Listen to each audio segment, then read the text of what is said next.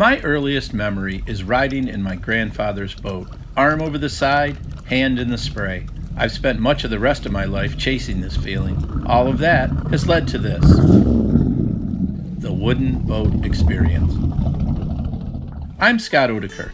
Join Speckles and I as we restore old boats, explore the Thousand Islands region of the St. Lawrence River, and generally just try to understand the magic of wooden boats. Hey, welcome back to the Wooden Boat Experience. I'm sitting here in my 1967 Lyman, and behind me is a 1969 Lyman. And this is a perfect place to talk about how to make your wooden boat last longer. Now, I'm thinking that most of you watching this have the same problem that I do, that you're worried about when is the next time that I'm going to have to do some work on my boat. Well, that's going to be every year. But the big problems, the things that cost a lot of money, and maybe the things that you can't do yourself, can be put off not by ignoring them, but by taking care and doing a little bit of preventive maintenance ahead of time. And that's what we're going to deal with today.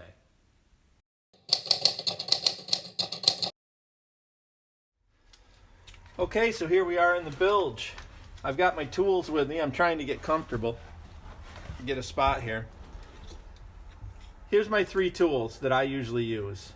A pry bar, a putty knife, and this little tool here, which comes in a set of 4, and it's just an awl or a pick. I think they'll usually call them a pick. So what I'm going to try and do is I want to remove anything that's on the wood. So I'm going to come through here and kind of scrape this, and you can see I'm loosening some stuff up there. There's going to be spots where this pry bar won't fit, so I'll use the putty knife. If there's any grease or oil or anything, and I want to get under these spots right here because there's stuff, and you're going to see in just a second, that I can pull out of here. And there it is right there. All that stuff holds moisture, and it's going to cause you problems. So I'm going to go through and get all of these items out of here, whatever they are. Sometimes you'll find screws in there and different stuff. I mean, these boats have a history. There's a lot of people that have been in here doing changes, and they drop things. They might not be paying attention. Now, what you're not seeing in this picture is I would also have a vacuum cleaner. And as I'm going through here, I'm vacuuming it up. But if I was doing that right now, you wouldn't be able to hear me. So all this stuff will get vacuumed up. Now, you'll say to me, well, this doesn't look that dirty. Well, I just did this in the spring. So this boat's it's only 4 months ago when I cleaned this out, maybe 5 months ago.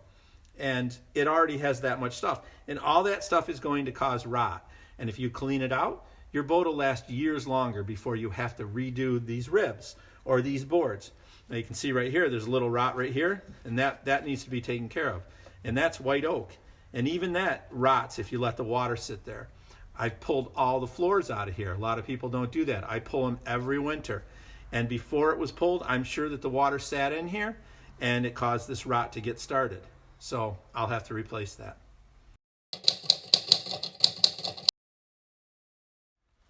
The other thing that this is going to do for you is it's going to make you a better and more intelligent client.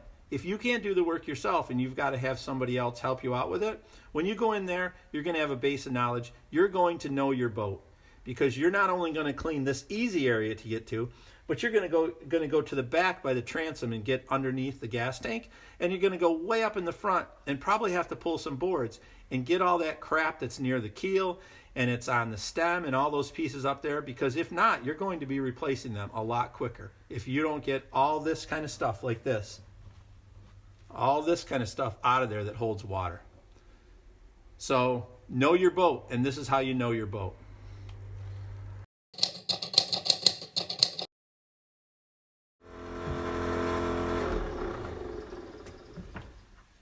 Okay, what you heard there was a blower. And that is something that this Lyman never had before, but we've just installed. And you're going to notice that it does not have a hose there yet, but that's happening very soon.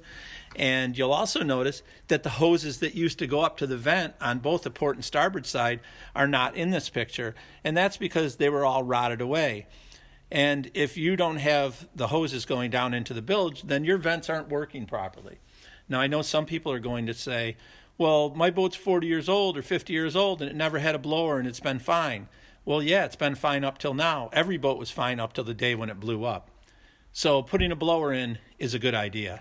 It's something to really think about, along with a sniff test of under the hatch in the motor area. I always bring this seat down in the back and smell and make sure there's no gas fumes in there, because it's not just you, but it's family members and friends that you're taking their life into your hands if you don't do this.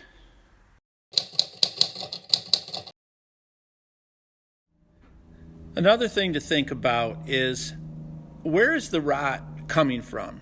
And a lot of times on your decks, and you can see that this deck has some work that needs to be done here. There's varnish missing, and you've got a little bit of a divot here, and that hasn't been done yet, but there is varnish on top of this spot. So it's not getting any worse.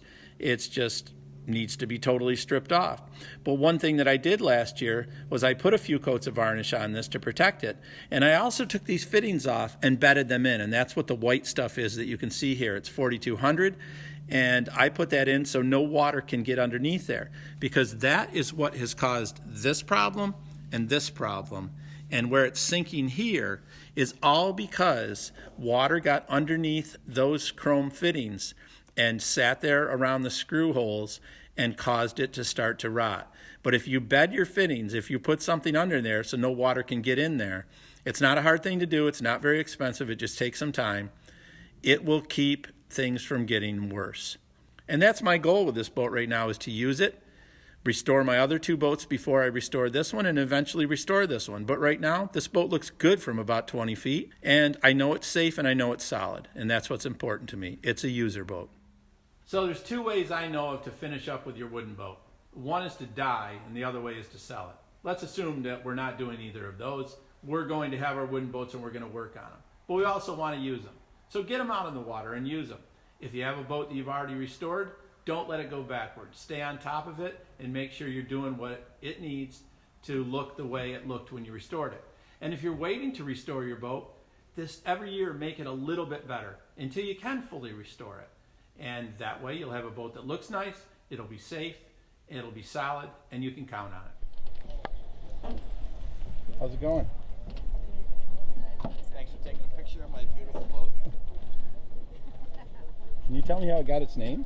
It's called Bongo Cruiser because when I bought it I was 27 years old and I just got done doing a couple of bongs and it seemed like the perfect name.